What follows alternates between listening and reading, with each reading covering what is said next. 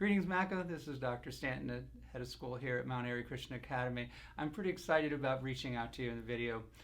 Not so much about the video, but definitely about what the message is. So the first thing is that I just really want you to know what drives us as a school community.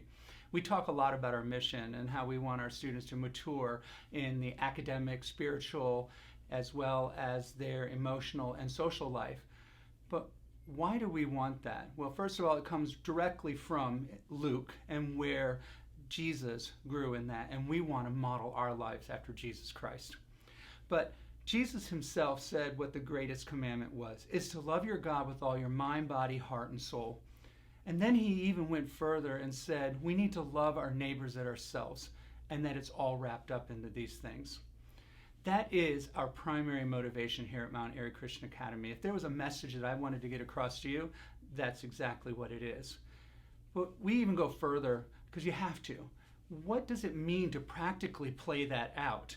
And if we look into Philippians 2:3-4, it says, "Do nothing out of selfish ambition or vain conceit. Rather, in humility, value others above yourself, not looking to your own interests, but each of you to the interests of others." Everybody here at Mount Airy Christian Academy does or should be looking for others, the most vulnerable amongst us, the people that we serve. That's why the faculty are here, because they love God, they love others, and they want to set themselves aside for the service of their students in their classroom.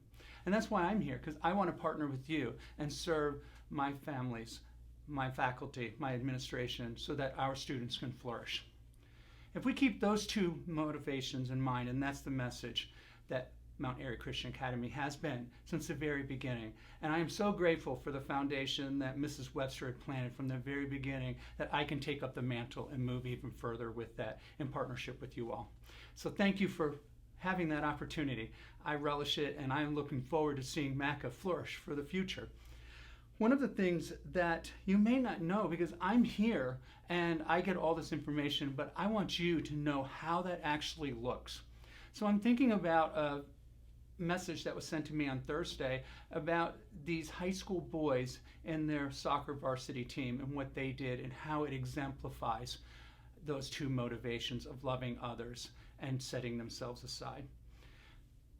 The scenario is we had played a game against Perry Hall, and two team members of the opposite team, they ran into each other, and one of them had a significant head trauma.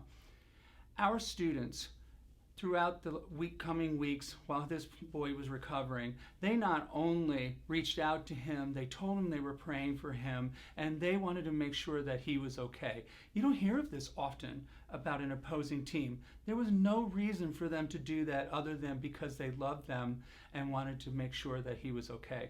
In fact, it made such an impact that he reached out and wanted to have a picture with his opposing team to let them know what kind of results that they made on his life.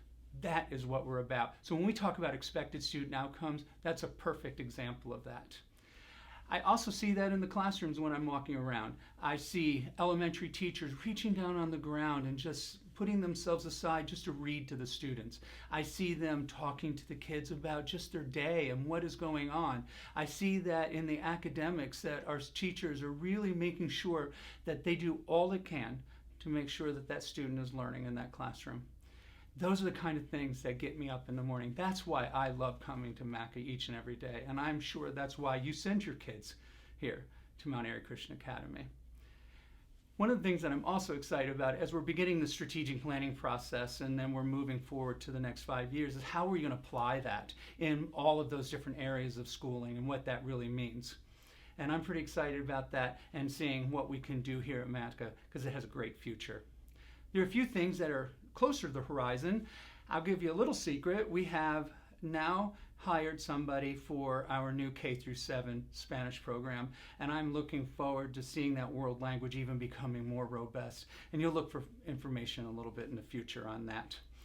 We also are getting some water filling stations. We want to make sure that we have a place for our students to hydrate that is safe and healthy, as opposed to the old form of the water fountains. So we now have bottle filling stations that we're putting in. It's been a little difficult to find people to install them, but we have 2 and we are looking for that. So if you are interested in helping out with that, either with somebody you know is qualified to help install those, or if you'd like to financially help with that, please reach out to myself or their office. We would love to hear from you.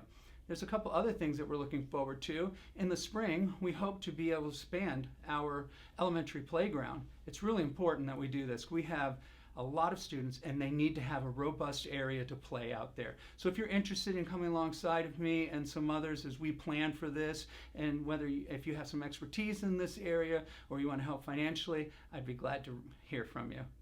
And we have a lot of other things that are just really going on. And I just look forward over the next weeks and months as we talk about these things and I get to share the growth at Mount Airy Christian Academy and what that is. Because I want you to see and feel and know exactly how we love God, we love others, and we serve all of those folks in there. So thank you, and you have a great week.